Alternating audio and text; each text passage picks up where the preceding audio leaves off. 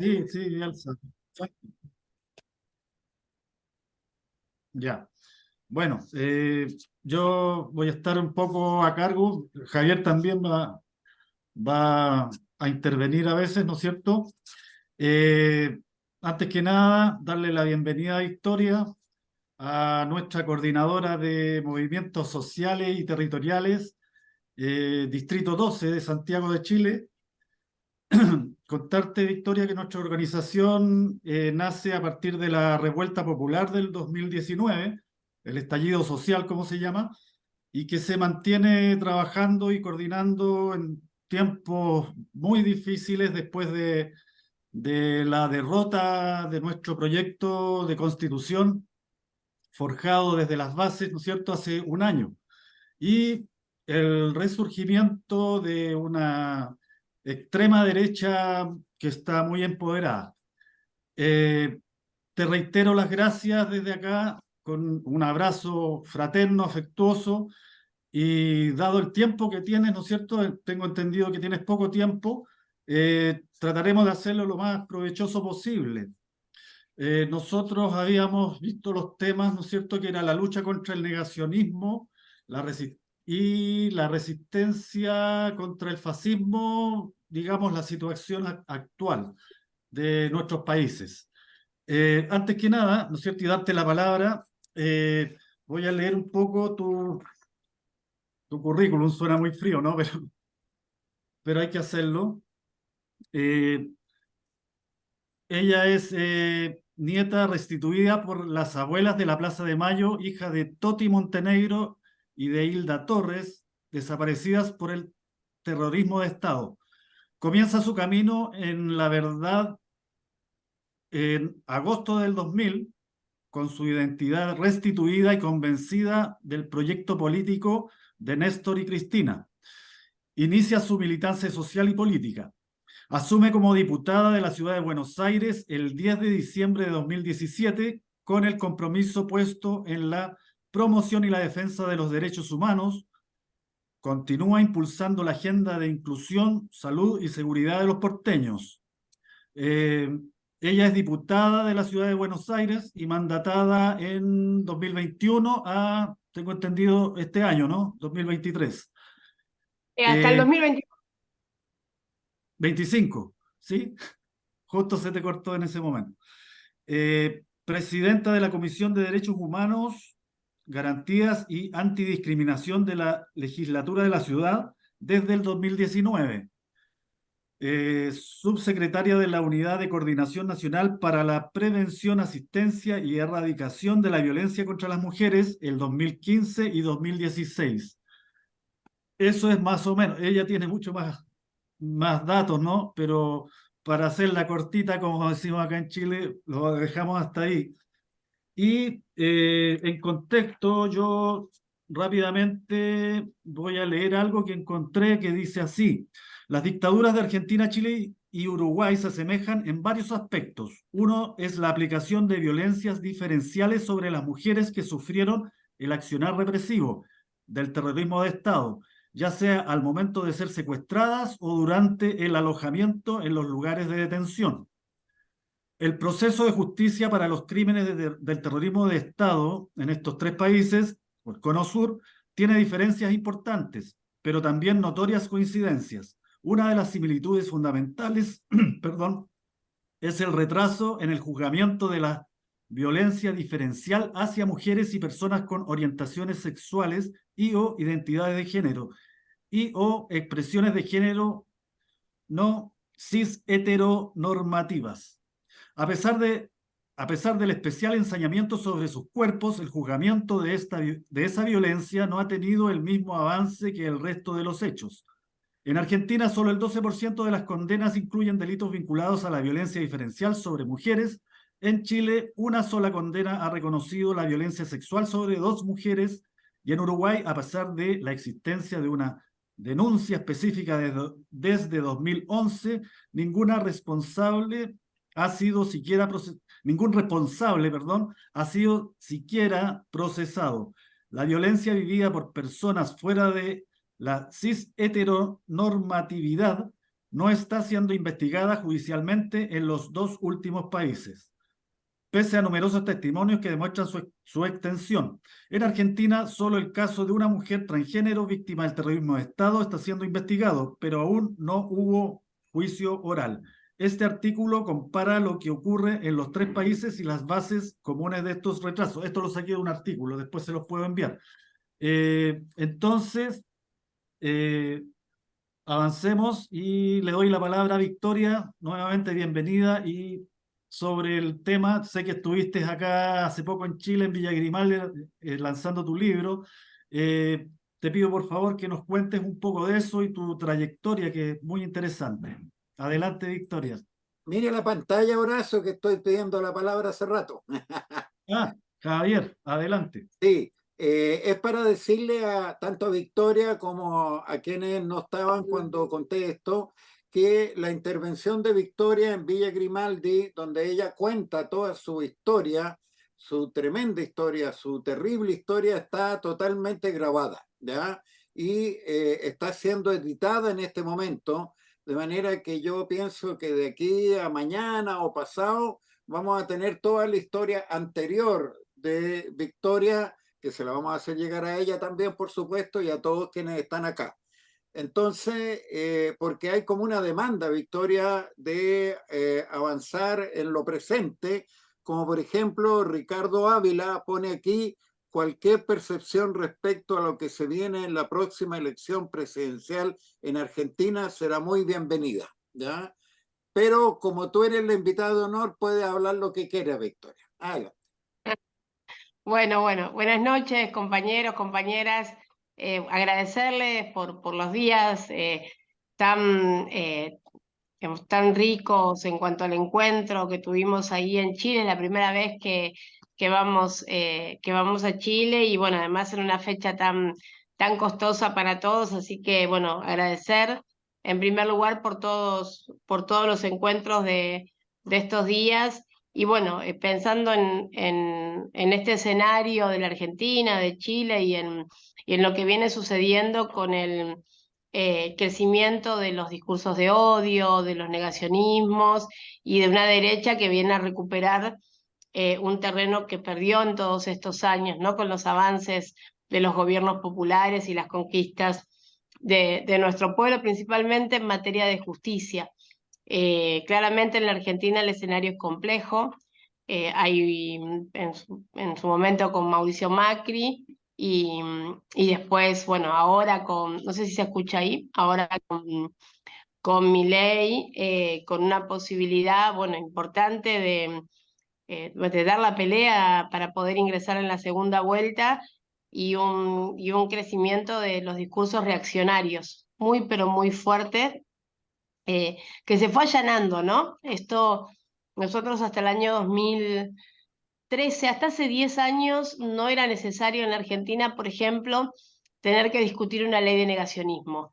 Yo sabía, a partir de los avances con los juicios por delitos de lesa humanidad, con la recuperación de los espacios de la memoria, con los derechos humanos como la base para la construcción de esa Argentina que después de la crisis económica del 2001 tuvo que reconstruirse, no estaba en discusión. Algunos grupos marginales que siempre, bueno, reaccionaban reivindicando la dictadura, pero eran grupos muy marginales.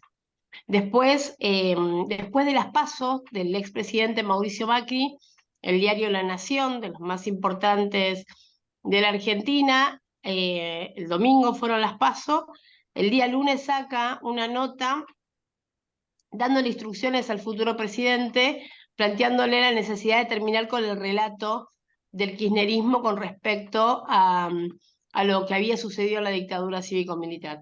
Bueno, Mauricio Macri asume, es el que empieza, es el primer actor político que empieza a deslegitimar a los organismos, a decir que los derechos humanos eran un curro, todos sus funcionarios que no eran 30.000, y ahí se pasó el límite, ¿no?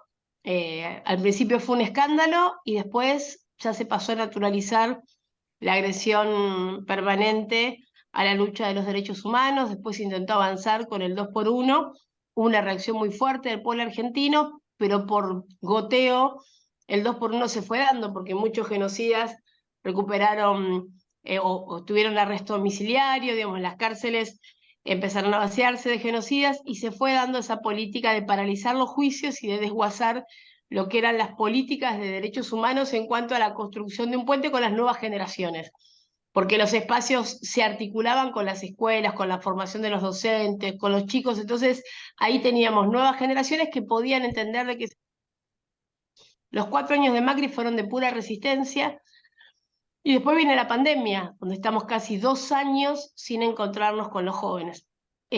Bueno, cuando volvimos nos encontramos con jóvenes de 16 años, 17, bueno, más chicos, pero los que votan tienen esa edad, que saben muy poco de la historia, muy poco.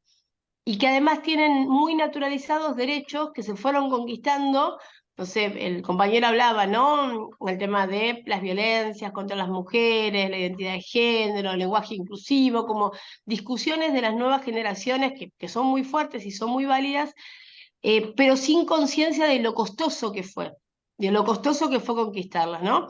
Y en ese escenario de mucha disputa y de mucho crecimiento de los discursos reaccionarios, siempre, siempre, siempre fogoneados por los medios de comunicación, ¿no? Siempre, siempre potenciados por los medios de comunicación, digamos, surgía la frase, el zócalo de algún programa de televisión y ese zócalo se repetía por 1000 para seguir pasando los límites. Pensando en Macri, en Bullrich, en Larreta. Pero surge Milei ya desde hace varios años, que es el político con más horas de televisión en la Argentina, ¿no? Muchísimas horas de televisión que fueron instaladas de un personaje, digamos, una cuestión aislada, un personaje medio bizarro, que después de tanto escucharlo ya empezó a aprender, ¿no? Y bueno, y a partir de ahí un crecimiento escalonado con estos discursos ya muy reaccionarios y con su candidata a vicepresidenta, que no solo niega la dictadura cívico-militar, sino que la reafirma. Ella no es negacionista, ella reafirma lo que pasó en la época de la dictadura. Y plantea, en caso de que Milei obtenga la victoria, que las Fuerzas Armadas puedan volver a hacerse cargo, como en la época de la dictadura, de la seguridad, ¿no?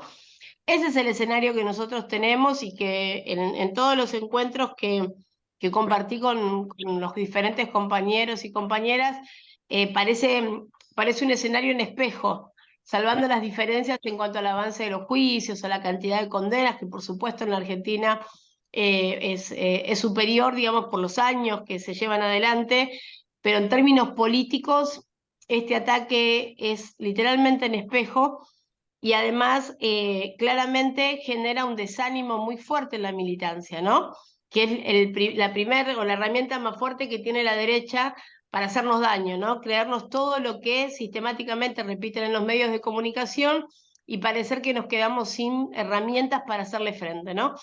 En ese escenario estamos, creemos que esto es una embestida que va a durar un tiempo. El principal problema que muchas veces existe por parte de la militancia es no poder asumir que esto está sucediendo, ¿no? Es un escenario en el que, por ejemplo, hace unos días hubo una charla en la legislatura porteña de la diputada de Victoria Villarruel, con los genocidas, planteando, bueno, reafirmando la teoría de los 2 demonios, lo cual repudiamos sin lugar a dudas. Eso no está en discusión, no lo repudiamos, pedimos que no se hiciera, pero a veces cuesta que se entienda qué significa que estos discursos reaccionarios tengan representación institucional. Lo que significa que tengan diputados y diputadas que tienen la potestad, por ejemplo, de pedir un salón y de expresarse. Justamente volviendo a lo que planteamos al principio, nosotros no tenemos ley de negacionismo. Era un pacto que como sociedad habíamos construido juntos, no lo necesitábamos. Hoy sí lo necesitamos. Y de hecho los organismos de derechos humanos están trabajando en ese sentido para tener una ley de negacionismo que principalmente sanciona a quienes tenemos responsabilidad política.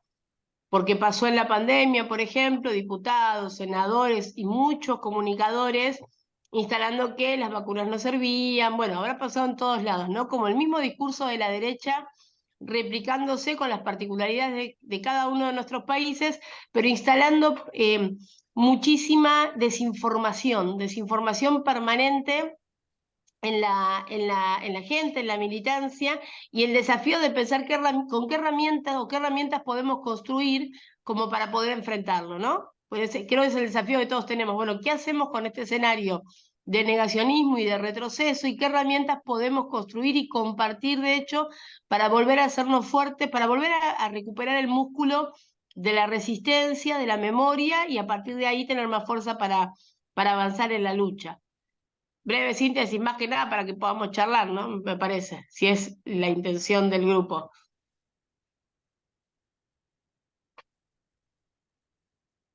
Abrimos la palabra. Adelante.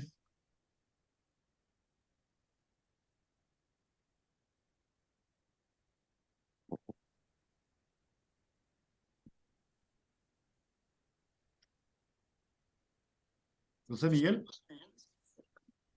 Sí, gracias Victoria. Es interesante y algunas cosas para nosotros no son tan conocidas.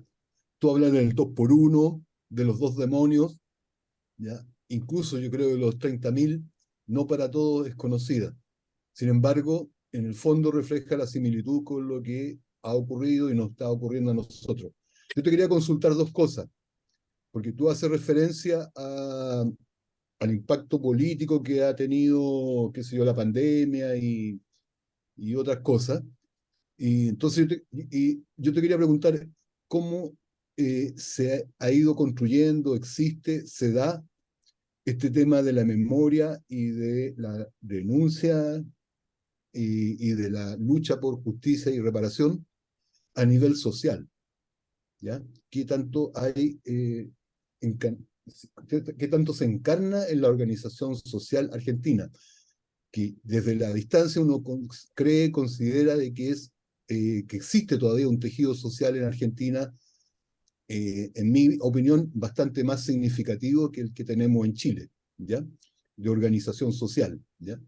Y lo segundo, ¿cómo se expresa? Porque tú no lo has hecho, ¿qué grado de unidad política o de coherencia política hay en lo que podríamos decir progresismo, izquierda argentina con respecto a esta lucha? Gracias. Sí, ahí voy respondiéndote, compañero. El 2x1 es, perdón, los 30.000 es el cálculo de personas desaparecidas en la Argentina, 30.000 personas detenidas desaparecidas y 500 los bebés apropiados por la dictadura cívico-militar, de los cuales 133 ya recuperamos nuestra identidad. El 2x1 es cuando asume el expresidente Néstor Kirchner, se derogan las leyes de impunidad que estaban vigentes en nuestro país y se avanza con los juicios por delitos de lesa humanidad.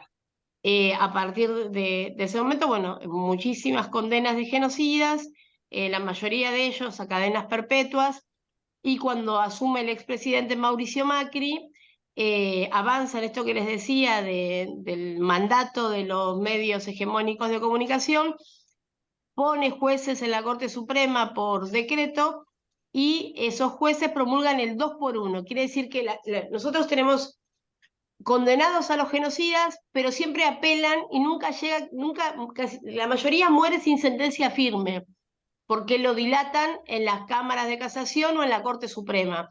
Entonces, lo que la Corte Suprema lograba con el 2x1 era que los genocidas se vayan a su casa, porque con los años que tienen de condena efectiva, si le multiplican por 2 cada uno de esos años, y al no estar firme la sentencia, la mayoría de los genocidas recuperaba su libertad.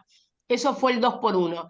Inmediatamente el pueblo se vuelca a las calles, te estoy hablando de 1 millón de personas, fue impresionante, y la Corte Suprema tiene que dar marcha atrás, tiene que derogar su propio fallo. Eso fue algo muy, pero muy fuerte en términos quizás te respondo algo de lo que vos me preguntabas, de cómo la sociedad argentina abraza la política de memoria, verdad y justicia. El tema está en que en esta construcción que te decía,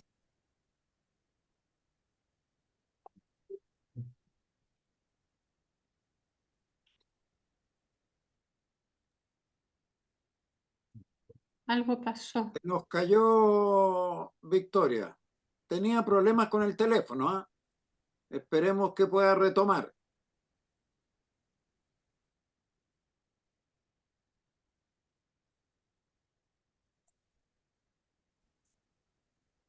Y yo, Horacio, pido la palabra. Ahí volvió.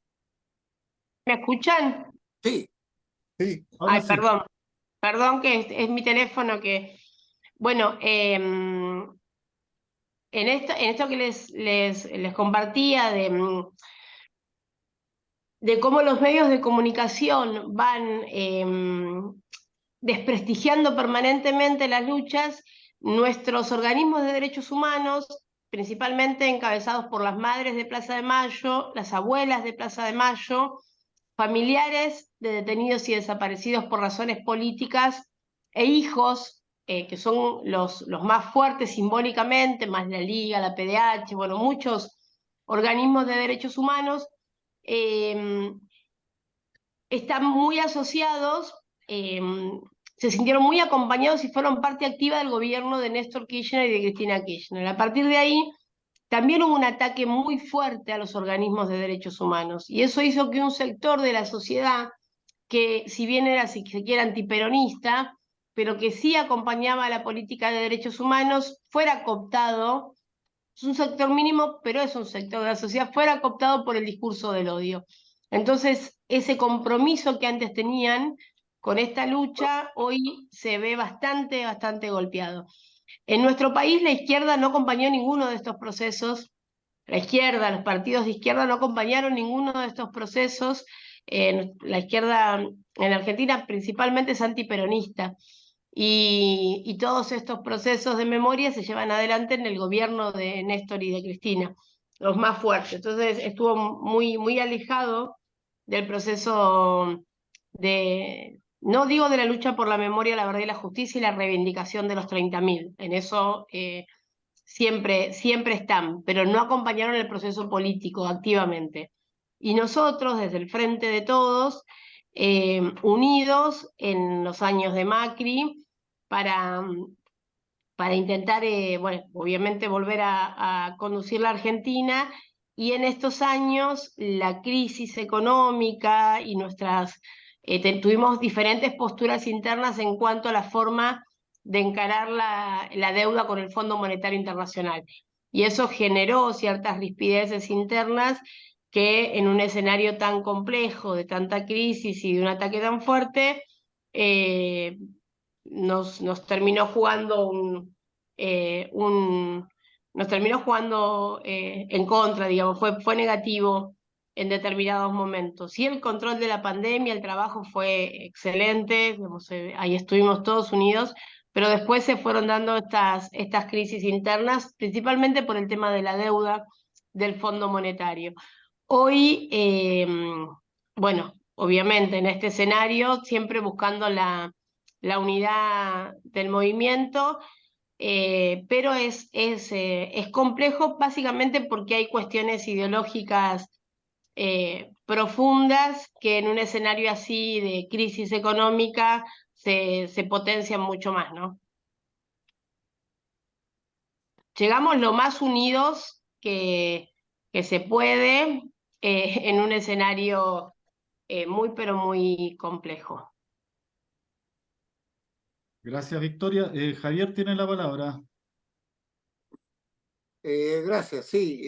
Yo quería preguntarle a Victoria sobre algo que tenemos en común, ¿ya? Y que es el fortalecimiento y el empoderamiento de la ultraderecha, del fascismo. No vamos a hacer una discusión semántica teórica ahora, pero los más malos son los que están agarrando más fuerza en este tiempo, tanto allá como acá. Entonces quería preguntarle a Victoria, a ver, a lo mejor podemos aprender algo acá, ¿ya? ¿Cómo se están planteando la resistencia contra el desarrollo del fascismo? ¿Cómo se están planteando luchar en contra de este desarrollo y fortalecimiento de la ultraderecha tanto a nivel institucional, en la medida de lo posible, como a veces decimos acá, como a nivel de las bases populares. ¿Qué es lo que se puede, qué es lo que se están planteando trabajar a nivel de las bases populares argentinas para enfrentar esta ofensiva reaccionaria? Sí, ahí vos sabés que justamente, bueno, nosotros teníamos hasta hace un tiempo una conducción muy fuerte cuando Cristina la presidenta y después cuando estaba al frente de la resistencia para volver a hacer gobierno. Y la verdad que esa conducción tan fuerte y estratégica obviamente nada, ordena, conduce, pero en estos tiempos donde Cristina está proscripta, bueno, casi intentaron asesinarla, y no está esa presencia, es donde se interpela más a las bases para que esta resistencia sea de abajo para arriba, no como generamos instancias de acercamiento a la sociedad en cuanto a poder ir recuperando la conciencia de lo que significaría esta embestida de la ultraderecha. Ahora, la semana pasada, desde los organismos de derechos humanos, convocamos a las organizaciones políticas, sociales, estudiantiles, sindicales, culturales, a llevar adelante acciones conjuntas en cuanto vamos a cumplir 40 años de democracia, en cuanto a poder con pequeñas actividades bien territoriales ir barriendo el territorio y tener cercanía con los vecinos y vecinas para explicarles cuál sería la consecuencia de, por ejemplo, mi ley presidente, digamos, en cuanto al acceso a la salud, a la educación, que son cuestiones muy arraigadas en el pueblo argentino, digamos, está naturalizado la salud gratuita, la educación gratuita, digamos, y de calidad. Entonces, ¿qué significaría que esta derecha gobierne la Argentina y se retroceda en todos estos derechos conquistados? Desde las bases se está trabajando para organizar a partir de una consigna clara.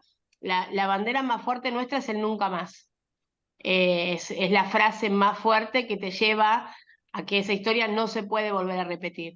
Esta consigna que tenemos es hoy más que nunca, nunca más, y desde ahí lo toman los sectores de salud, por ejemplo, hoy más que nunca la salud pública, hoy más que nunca en la educación, hoy más que nunca los sindicatos fuertes, hoy más que nunca, para que sea una frase que penetre en el inconsciente, y después sí estamos organizándonos para ver el tema, perdón que tengo un problema con el teléfono y no quiero hacer lío. ¿Ahí me escuchan? Sí, sí, sí, sí. Para que sea, digamos, hay una herramienta que durante muchos años nosotros subestimamos muchísimo, que tiene que ver con la comunicación. Nosotros, como nuestro fuerte siempre es el territorio, la cercanía, subestimamos mucho el tema de la comunicación. Y esta vez entendimos que es fundamental poder sintetizar todo lo que se trabaja para poder compartirlo, sobre todo en estas nuevas, con las nuevas generaciones, que es el único lugar donde nos podemos encontrar con ellos, porque los jóvenes, mira, yo voy a dar charlas todas las semanas a las escuelas, todas las semanas, ahora estoy yendo 2, 3 veces por semana a dar charlas a las escuelas con los chicos, con los secundarios. De 120 chicos, que es el promedio, de 120 chicos, solo 2 ven televisión. Ese es el promedio. Los chicos no miran más televisión. Los chicos no leen los diarios. Los chicos se informan solo por las redes sociales. Parece mentira, pero es así. Yo tuve una experiencia hace un tiempo en una escuela secundaria donde les pregunto quiénes miran la televisión. Y a partir de ahí empecé a preguntarles y la respuesta es siempre la misma: 1 o 2 chicos, no más. Y les pregunto cómo saben si lo que ellos ven es verdad. Entonces vos ves algo en los medios, ustedes ven ahora un videíto que yo les grabo contándoles algo. ¿Y cómo sabes si eso es verdad? Dice, bueno, porque lo dice la persona que vos seguís. Entonces ya seguir a esa persona hace que lo que esa persona te diga sea verdad.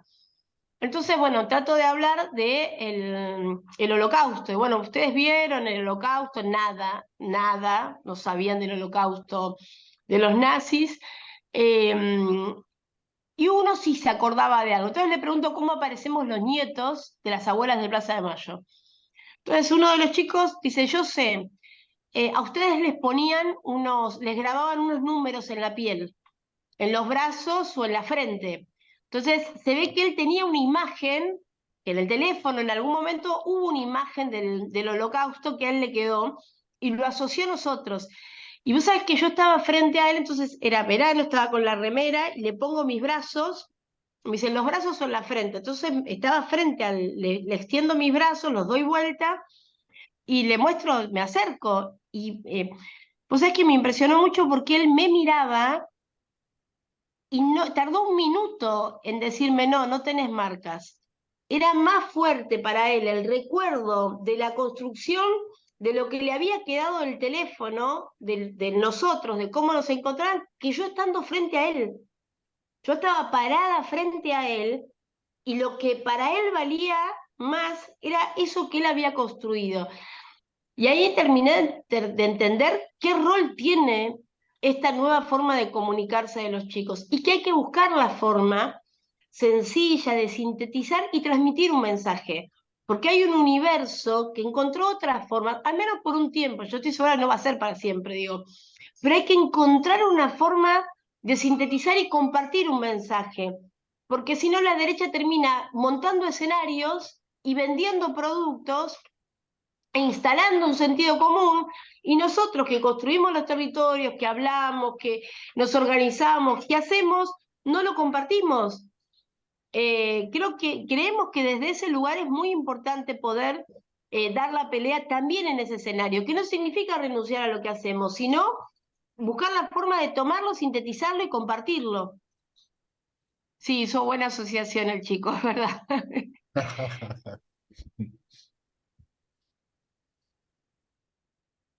Gracias, Victoria. Palabras, bueno, por acá te comento, yo soy profesor y el tema justamente septiembre, ¿no es cierto? 50 años del golpe de Estado acá en Chile. Eh, un golpe de Estado, si bien obviamente tenemos muchos menos víctimas que la Argentina, que es tan grande, ¿no? Pero sí fue horrible para el mundo entero en su momento, en televisión blanco y negro, ver ese bombardeo a la Casa de Gobierno. Y en sí nosotros, bueno, es un programa desde el Ministerio que tiene que ver con la memoria y los derechos humanos en septiembre. Sí estamos, nosotros tenemos muchos migrantes, no sé cómo será en Argentina, muchos estudiantes migrantes, básicamente venezolanos, hay colombianos, peruanos, de alguna forma, algunos argentinos también, pero menos, ¿no es cierto? Pero sí el tema es complicado y justamente con lo que tú dices sobre cómo ellos se comunican. El tema de los celulares en una sala, en un aula, ya básicamente es normal, ¿no es cierto?, tratar de que los chicos guarden y las chicas guarden los celulares para poder iniciar la clase. Entonces es un tema vigente. Nosotros hemos estado iniciando, digamos, y digamos, hoy día justamente es un tema que básicamente nos empezamos a hablar de dictadura en Chile después del 2000. Básicamente no, en un liceo, en un colegio, si tú decías la dictadura, te miraban así como, no, fue un gobierno militar. Es decir, es tan fuerte y traspasa generaciones. Tengo entendido que son 4 generaciones que sufren daño desde la persona que es detenida o desaparecida, ¿no es cierto?, torturada. Son 4 generaciones. Entonces el tema educacional es muy fuerte, muy importante. Y estamos con ese propósito, por lo menos reivindicar en nuestro liceo, por ejemplo, puntualmente tenemos un profesor de música detenido desaparecido y nadie sabía de él.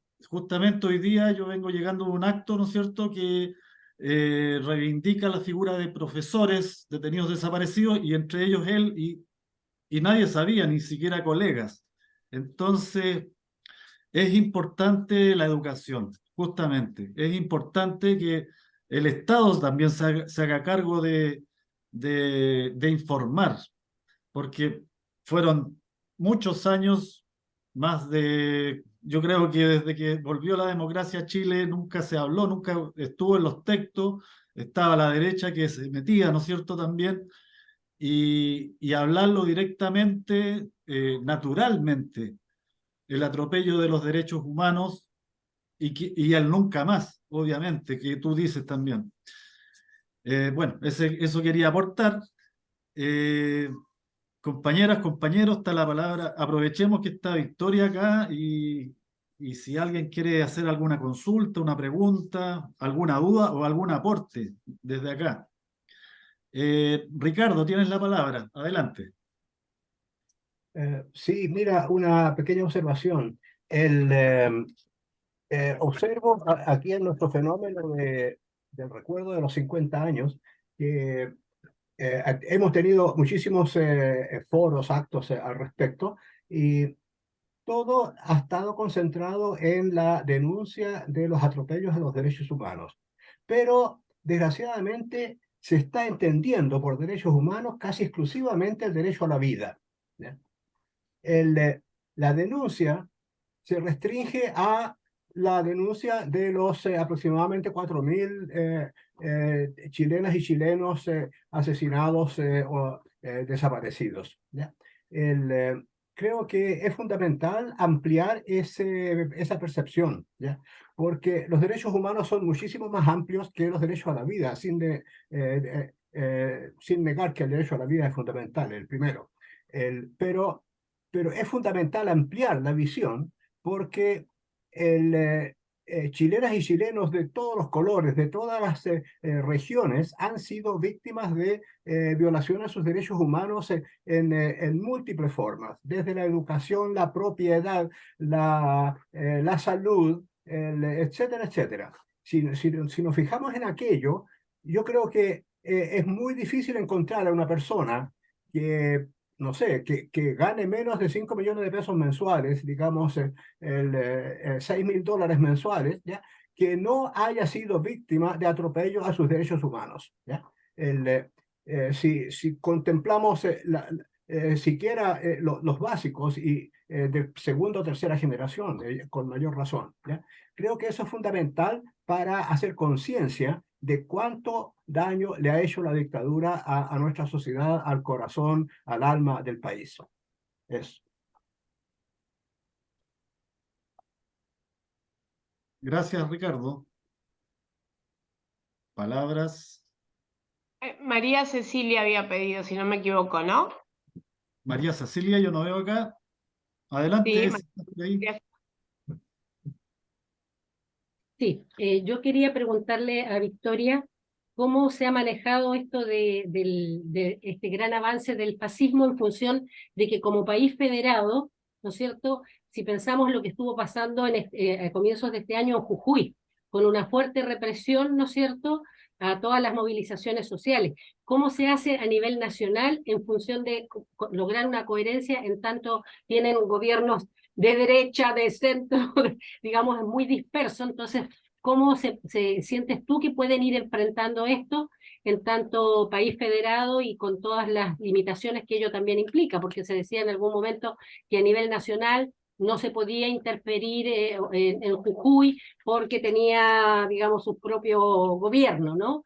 Entonces, ¿cómo es tu mirada respecto de esto, respecto de poder unificar una lucha en estas distintas gobiernos que se dan? sí, Eso. bueno, sí, la situación, bueno, Jujuy es un ejemplo muy claro, ¿no? No se puede intervenir, es una provincia, las provincias tienen autonomía. Lo que pasa es que lo que se está llevando adelante desde la detención, ni bien cambió el gobierno, ni bien asumió el gobernador Morales y Mauricio Macri, empezó una cacería literal contra muchos actores políticos en Jujuy, principalmente contra Milagro Sala y todos los compañeros y compañeras de la Tupac. El patrón siempre es el mismo, porque lo que se hizo fue, tengo un problema con el celular, lo que se hizo fue intervenir y a poner jueces por decreto, lo mismo que a nivel nacional, jueces por decreto, que le habiliten todas las violaciones, principalmente todos los negociados, ¿no? Tomando lo que plantea el compañero Ricardo, ¿no? Que hablaba de los derechos humanos en un sentido mucho más amplio. Y últimamente parece que solo estamos pidiendo que nos respeten el derecho a vivir. Pero el objetivo de poner los jueces, juezas, fiscales en la justicia para saquear nuestros recursos naturales, nuestras empresas, para saquearlo todo, y ahí sí llevar adelante un mecanismo de persecución y de detención, en este caso, de los actores políticos que saben que son principalmente quienes tienen capacidad de enfrentarlo, demonizados salvajemente por los medios de comunicación. ¿No? Lawfare. En Argentina, desde que asumió Mauricio Macri, es muy impresionante porque se construyeron no fallos judiciales, eran como guiones cinematográficos. Había guiones cinematográficos, entonces antes de tener la sentencia de un fiscal, de un juez que le daba una detención, ya estaba montado el guión cinematográfico, dónde iba a estar la cámara, cómo iban a esposar a la persona, para seguir construyendo ese enemigo, esa otredad, ¿no? Dentro de nuestra propia sociedad. Y generó este escenario que hoy tenemos en Jujuy, una represión tremenda, salvaje, de parte de Morales. Milagro sigue presa, pero hay algo que es peor, porque Morales perdió, pero gana Milei. Milei arrasó en Jujuy. Digamos, este discurso reaccionario, viendo, por eso queremos que hay que entender qué es lo que viene pasando, no solo en nuestros países, hoy en la humanidad. Digo, el crecimiento de estos discursos que lo que hacen es poder tomar la impotencia que siente un sector de la sociedad por las crisis económicas, por la vulneración a sus derechos, y en lugar de poder luchar contra esas injusticias, entiende que quizás el camino o el atajo es más simple si te pones del lado del reaccionario. Si vos te pones del lado del que promete la violencia, si vos podés descargar tu bronca contra alguien, digo, y ahí volver a tomar el ejercicio que en su momento nosotros hicimos, bueno, yo era una beba, pero las abuelas hicieron, frente a un escenario de violencia salvaje, poder transitar un camino de organización, de trabajo, de paciencia, de lucha, que vaya como desintoxicando, si se quiere, a la sociedad. Porque el problema que nosotros tenemos, además de la justicia, además de los medios de comunicación, además de la crisis económica, pasa por la definición de ir instalando estos discursos de odio que vienen pegando en nuestra sociedad y que son distintos a lo que pasó en la época de la dictadura. Son distintos. Lo que está pasando en las sociedades hoy es distinto a lo que pasó en la época de las dictaduras, porque estas lógicas se han apropiado de un sentido común y nosotros tenemos que buscar herramientas que no las conozco, no las sé, las estamos construyendo artesanalmente y casi siempre surgen de los encuentros con compañeros y compañeras, identificando el escenario y pensando, bueno, ¿cómo hacemos para poner un poco de luz sobre esta situación?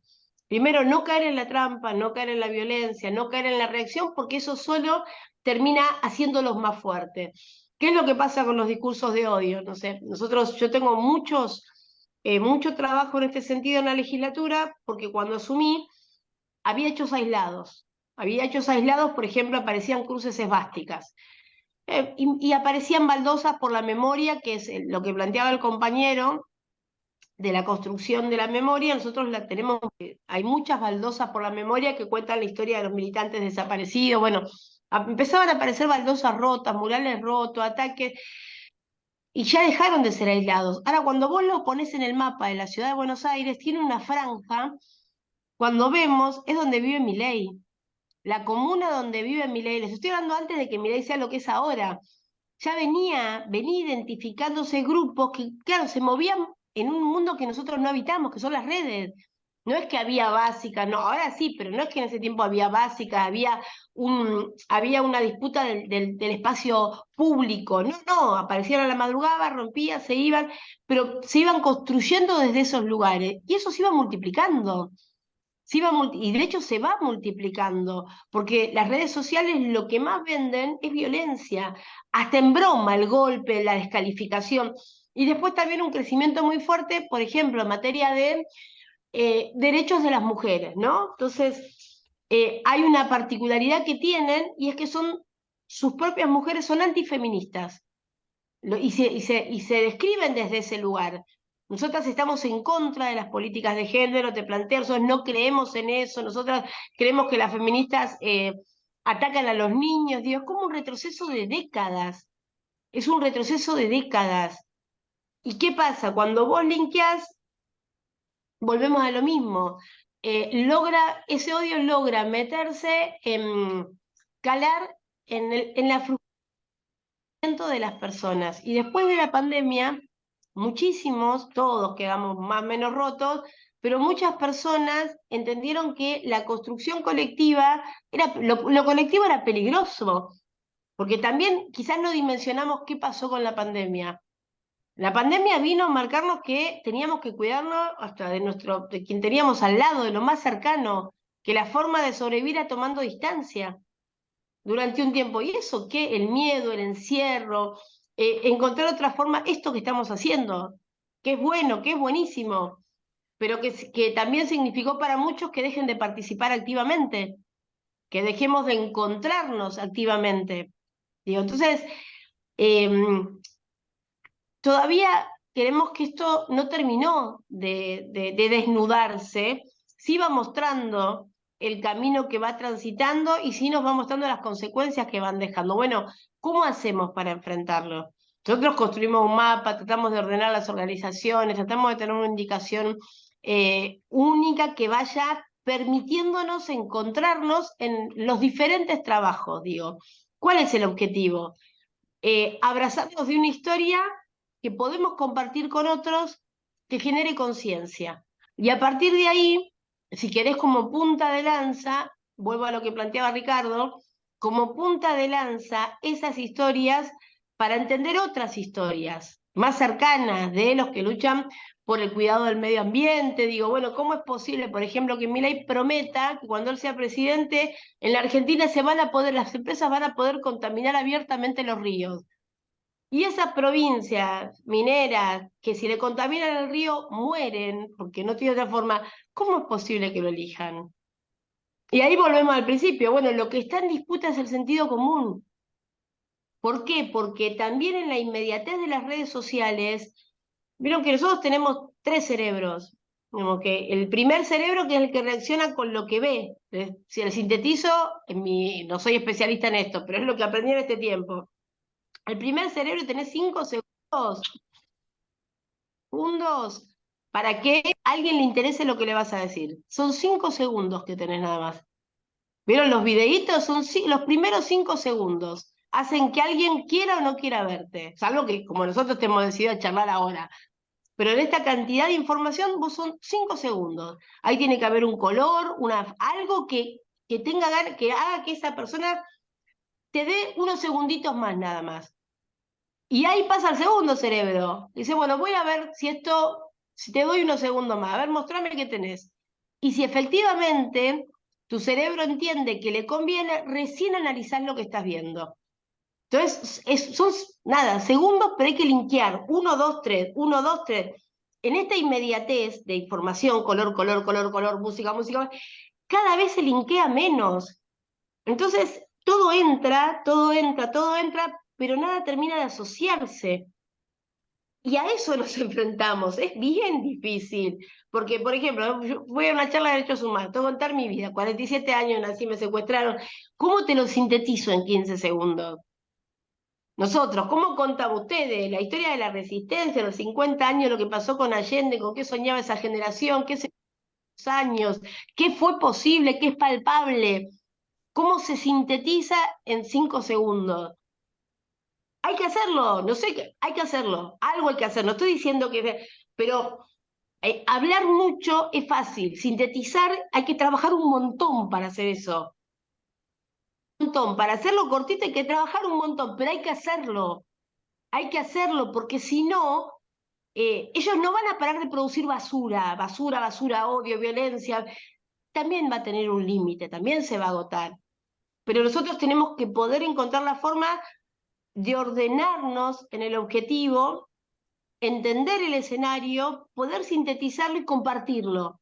Porque el objetivo es construir puentes, multiplicarnos y que este escenario no nos derrote moralmente, no nos sintamos frustrados, porque no, estamos enfrentándonos a un monstruo gigante, gigante. El otro día escuché a un periodista argentino que decía, bueno, nosotros, y claro, y es como si nosotros nos hubiéramos a pelear con Tyson, y obvio nos va a romper la cabeza.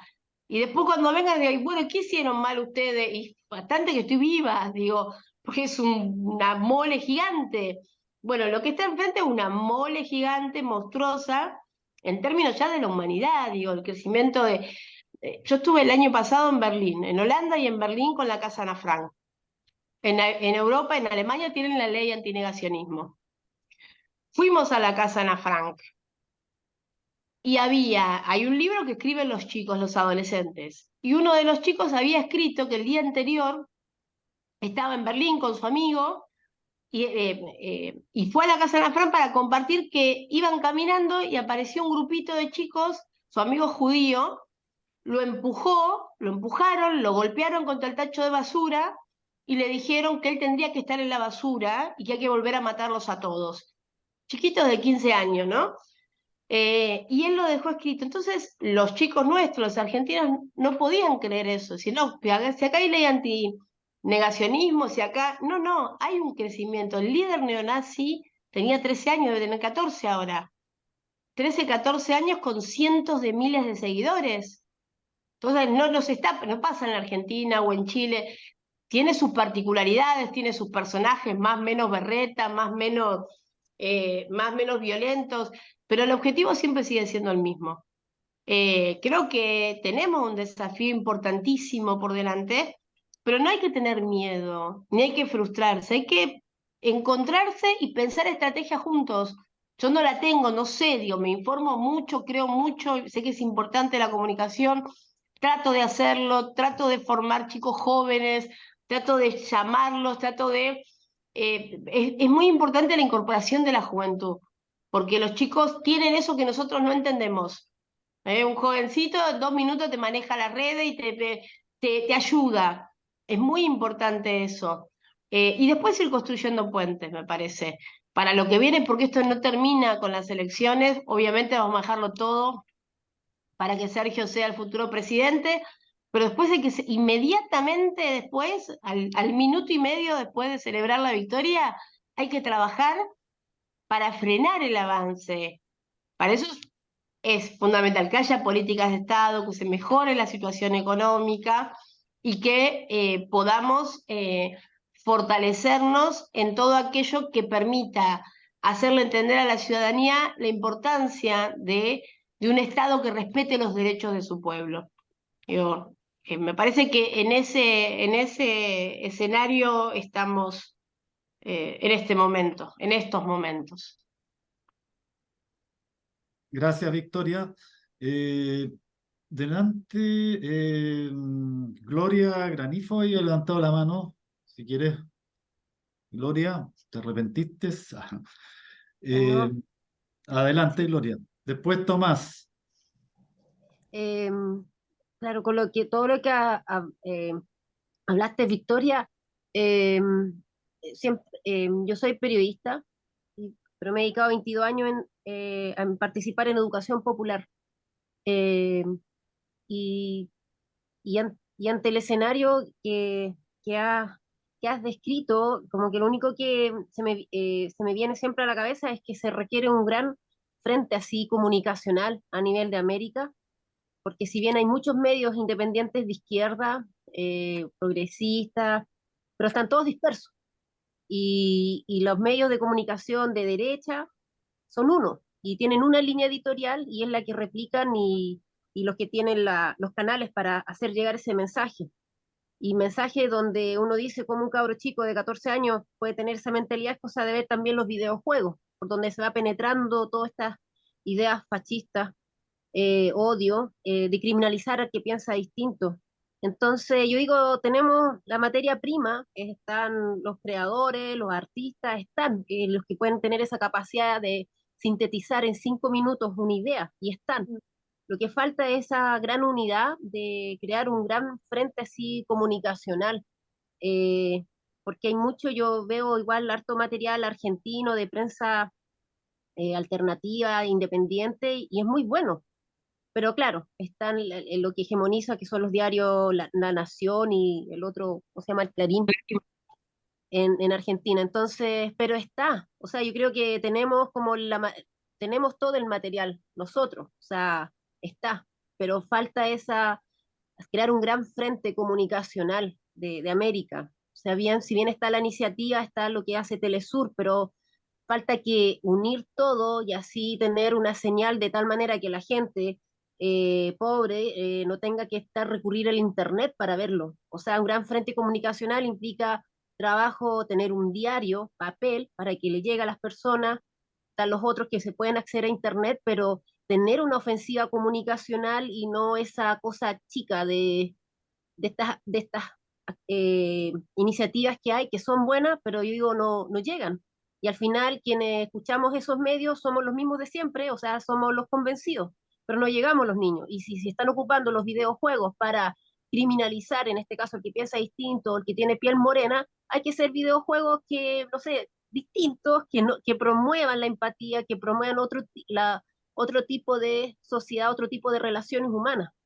Y está la gente, si lo que falta es esa unidad, porque están a veces ese tema de los egos, las envidias, el protagonismo, y no la humildad revolucionaria, eh, donde a veces hay que dejar que los otros también crezcan y dejar esas cosas de las figuras. Pero está, yo creo, yo he visto el cine argentino que es maravilloso, siempre me encanta, y digo, está el material, está la gente, está el capital humano. Si falta eso de unificarse todo y de repente no buscar un gran frente que una a todos los medios de comunicación frente a una idea, y si bien de repente como objetivo estratégico, unirse, o como en este caso como objetivo, claro, como objetivo estratégico, pero a veces las tácticas pueden haber diferencias. Pero ante esa ofensiva a nivel mundial que hay sobre estas ideas del odio, hace que sí o sí se forme un frente así de comunicacional, o sea, popular, y eso no son ideas de uno, son ideas que planteó en su momento dado José Martí, la misma Gabriela Mistral, habrá de tener una prensa del pueblo, o sea, no, y eso ha sido como que ha marcado toda la historia, las revoluciones parten con la prensa, pero para eso se requiere hacer un gran frente comunicacional porque requiere recursos, plata. Entonces, y la mayoría, claro, los trabajadores, las trabajadoras, nuestro tiempo para organizaciones después de las 8 de la noche, como a esta hora acá en Chile, y durante el día no, uno está ahí haciendo las monedas para poder pagar la cuenta del agua, la luz, el alquiler. Los otros sí tienen los tiempos, nosotros no. Entonces, como considerar todas esas variables, pero fundamental eso. Yo creo que está el recurso humano y falta ahí una conducción de crear un gran frente comunicacional y que pueden estar todos, independiente que puedan haber diferencias y políticas y tácticas, pero lo peor de todo en estos momentos es ser dogmático. Yo apelo a ser antidogmático. Eh, no lo digo yo, se lo escuché en una entrevista a Barba Roja, entonces, claro, ser antidogmático. Y a veces es uno de los grandes problemas que tiene los sectores de izquierda y también el sector popular es el dogmatismo. Y que al final es tirarnos balas hacia nosotros mismos. Porque al final al quien le ayuda a eso es solamente a la derecha, que nos tiene desunidos. Entonces lo que me habla eso de sectores de izquierda, antiperonistas, digo, claro, pero yo creo que esa es como una forma, como un instrumento, y nunca dejar la movilización, las organizaciones territoriales, eso sigue, y lo que estás haciendo tú, yo encuentro, es un trabajo de hormiga, pero ese trabajo que estás haciendo con los estudiantes es genial. O sea, ahí uno dice ya, de los 200 ya, 5 ya, pero ahí seguimos, seguimos, seguimos, y así es. Si es cierto, el monstruo es gigante y llega inmediatamente a todos los hogares, y ahí uno tiene que estar ahí haciendo esa resistencia de la historia para construir futuro. Eso. Muchas gracias, Gloria. Interesante el planteamiento.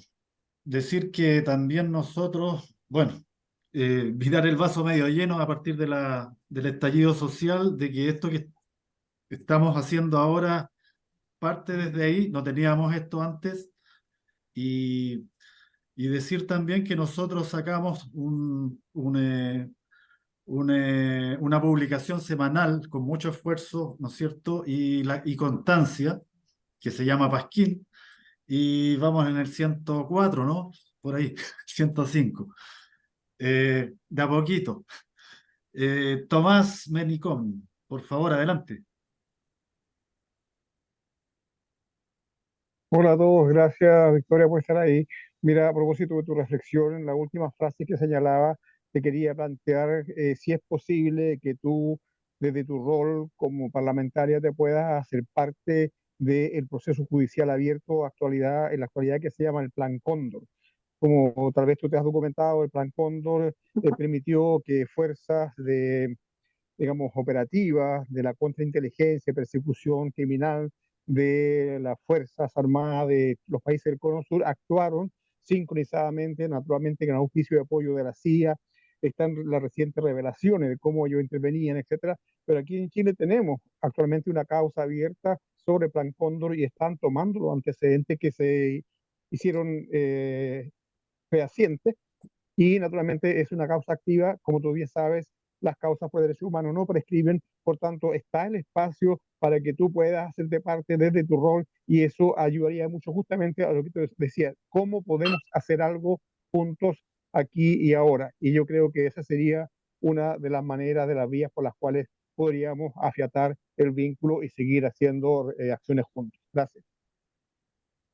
Lo tomo, Tomás, me interiorizo con los abogados y los compañeros míos desde del despacho, y en todo caso hablamos con Javier y seguimos viendo cómo podemos ayudar, colaborar.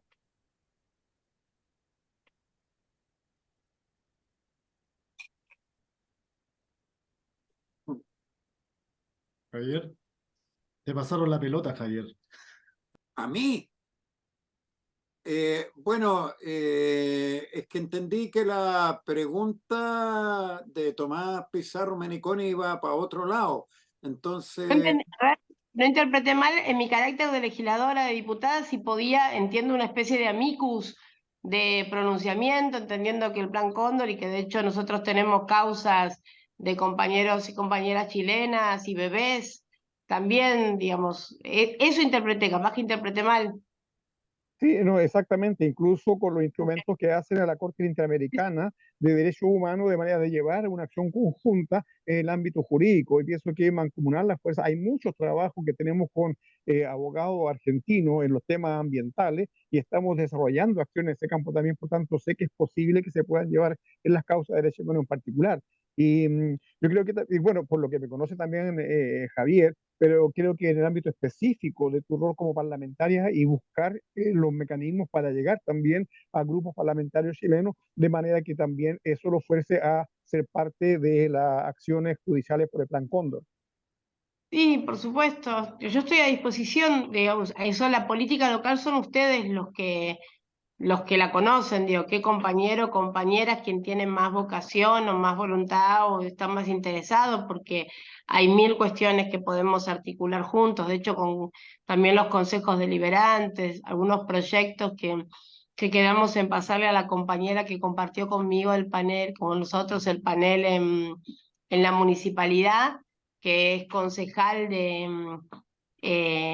que es concejal en Santiago, no me acuerdo el nombre de la compañera porque me cuesta un montón recordar los nombres, pero quedamos en muchos de los proyectos que nosotros tenemos y venimos trabajando, poder sociabilizarlo con ustedes para que los adapten claramente, pero por lo menos algo del camino que nosotros transitamos está a disposición para ver si puede ayudar a llenar un poco y a construir vínculos.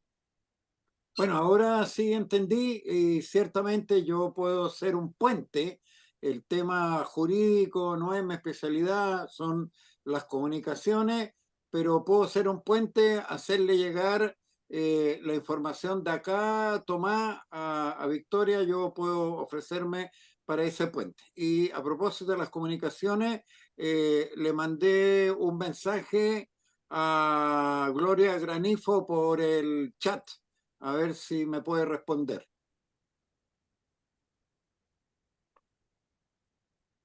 Perfecto. Gracias, Javier. Agradecer a Victoria. Tenía entendido que tenía mucho menos tiempo hoy día. Se ha pasado el tiempo. Muchas gracias. Tengo todos los mensajitos ahí que me van apareciendo esperando, esperando la respuesta. Pero no, agradecerles a ustedes, en serio, agradecerles mucho por el tiempo y a disposición siempre en lo que Victoria, consideren que puedo sumar. sí, yo te quería hacer una última pregunta. Tu percepción respecto a la próxima elección presidencial en Argentina. Creo que es bien interesante tu punto de vista para nosotros. Y es un escenario muy complejo, muy complejo. Estamos trabajando mucho para poder ingresar al balotaje. Es la primera vez que tenemos una elección de este tipo. No sé, un 30%, es 30%. Entonces, un sector muy importante de la sociedad que no fue a votar, eh, eh, y la moneda está en el aire. Esa es la realidad. Y nosotros se tomaron medidas importantes también. Sergio Massa tomó en estos días medidas muy importantes para los trabajadores. Eh, el rol de los medios nunca fue tan explícito, tan salvaje, tan a vencer o morir. Entonces, y con mucho temor de que suceda algo porque tienen capacidad de generar esos, no sé, nos pasó en la elección anterior un crimen con una pequeña, aberrante por supuesto, en la provincia que hizo tambalear la elección, digo, y la verdad es que la derecha es capaz de todo. Entonces eh, la moneda está en el aire, nosotros estamos dejándolo todo para entrar al balotaje. Ese es el objetivo que tenemos. Estamos como en el mundial, vamos, estamos en el segundo tiempo, para poder pasar a distancia de penales, que sería el balotaje. Así estamos, dando la pelea, dando todo, eso sí, los dejamos todo, pero y tratando de un poco lo que decía Gloria, de que haya unidad. Si logramos la unidad plena y la militancia, y si ahí sí podemos, sin lugar a dudas, darlo vuelta. Pero bueno, en eso estamos. Mucha fuerza ahí, Victoria, mucha fuerza. Eh, Creo que ya estamos cerca de las 10. ¿Hay alguna otra pregunta? Nos queda un par de minutitos. Eh, Javier, si tú pudieras cerrar un poco esta reunión. José Miguel, adelante. Gracias. Disculpa, no es una pregunta exactamente, Victoria, pero quería agradecer tu participación, porque entendiendo que las realidades de nuestros países no son las mismas, los momentos políticos no son los mismos, yo creo que tú nos has aportado en este poco de tiempo algunos elementos de análisis que son trascendentales. Nadie, vivimos momentos confusos, nadie tiene, digamos, la certeza ni la varita mágica para decir este es el camino, y yo creo que a nosotros nos sirve mucho esto que tú apelas a la sensatez. Nosotros hace 3 años atrás vivimos, producto de una acumulación de demanda, de insatisfacción, vivimos un estallido y apostamos la ficha a un proceso constituyente que era, tal como decías tú, si no recuerdo mal, enfrentar a los gigantes y no creo yo, en mi opinión personal, no apreciamos bien eso y hasta ahora no salimos de eso, ¿ya? Y por lo tanto nos debilitamos en las disputas, nos debilitamos en la falta de unidad y sobre todo nos debilitamos en desarrollar contenidos que hagan lo que tú decías textualmente, sentido común. Y creo que una gran tarea es poder reconstituir esa relación en que nuestras demandas, o sea, lo que nosotros consideramos correcto, efectivamente se haga carne en la mayoría social para que también lo considere correcto y lo haga suyo y podamos recuperar terrenos perdidos. Eso, agradecerte porque creo que no, en lo personal me hace mucho sentido lo que tú nos planteas. Y fuerza y suerte, que aunque no todos los triunfos están a la vuelta de la esquina, la lucha siempre ha sido larga y siempre uno puede reconstituir y seguir avanzando. Gracias, Victoria. Gracias, gracias compañero. Bueno, vamos Gracias, a dejar ir José Miguel. a Victoria señalando de que este asunto no termina aquí, ¿ya? Porque con este vínculo que hemos tenido con Victoria hemos creado un puente y los puentes son para usarlos y son para cruzarlos. Entonces vamos a estar cruzando de allá para acá y de aquí para allá en este contacto con Victoria para seguir intercambiando y seguir aprendiendo unos de otros, unas de otras, ¿ya? Así que les quiero también decir, dejemos en libertad a Victoria para que se retire, les quiero hacer gracias, Victoria. Compañeras, Un gracias, abrazo. Y yo solamente quiero señalar que estamos en la preparación del conversatorio de la próxima semana y uno de los candidatos que se está moviendo, ¿sí, Horacio? El próximo martes 19, Ah, feriado, bueno, cuando sea dos semanas. el próximo, no importa. Estamos viendo la posibilidad de invitar a Miguel Ángel Solar, ¿ya? Los más viejos y viejas de acá sabrán que Miguel Ángel Solar fue presidente de la Centro de Estudiantes de la Pontificia Universidad Católica de Chile en tiempo de la Reforma y pasó a la historia por ese cartel en la Universidad Católica, el Mercurio Miente. Entonces, estamos buscando el contacto con él y si a ustedes les parece, él podría ser nuestro próximo invitado. Y que haya también, si quieren hacer propuestas de quién más podemos invitar, está abierto antes de que cerremos. Sobre todo porque el Mercurio sigue mintiendo. Exactamente. Ya, entonces yo tengo una amiga aquí, no voy a decir quién es la encargada del contacto con Miguel Ángel, ya, así que de ella depende, ya. Bueno, algo más, algún aporte, alguna sugerencia, alguna pregunta, y si no, para cerrar. Sí, yo agradecer a los participantes de hoy día con las preguntas súper interesantes, las compañeras y compañeros. Esperarlos en nuevas ediciones o sesiones, mejor dicho. ¿Ya? Eso.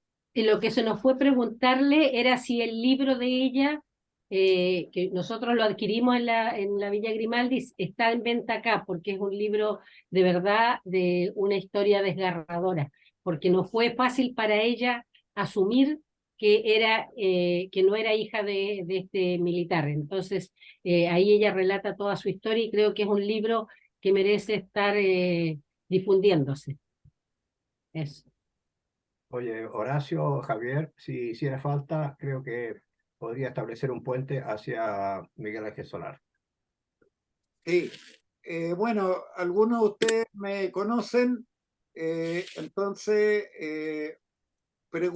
yo tengo como preguntar a quienes recibieron a Victoria acá, si acaso quedan ejemplares del libro acá en Chile, y puedo tener esa información para mañana. Entonces, quienes me conocen me pueden preguntar a mí y quien no me conozca, no sé cómo hacerlo porque este asunto se va a cerrar cuando cortemos, salvo que me den un minuto y que yo puedo preguntar y les digo. ¿Sí? Si quieren, bueno, quien calla otorga. Bueno, Voy a preguntar ahora. yo, amigas y amigos, yo me retiro, estoy entrando a otra reunión, así que éxito con el trabajo, gracias por la oportunidad, saludos Javier, saludos a los que estoy conociendo ahora y a los conocidos de antes. Un abrazo para todos. Chaito, Gracias, estén bien, Tomás. Saludos, cuídense. Tomás. Chao, chao. Muchas gracias, muchas gracias. Muy buen trabajo, Javier, Horacio, todos. Nos vemos. Gracias, Ricardo. Nos vemos. Nos Bueno, vemos, Compañeras, gracias. compañeros. chao. Chao, muchas gracias. Chao. Excelente.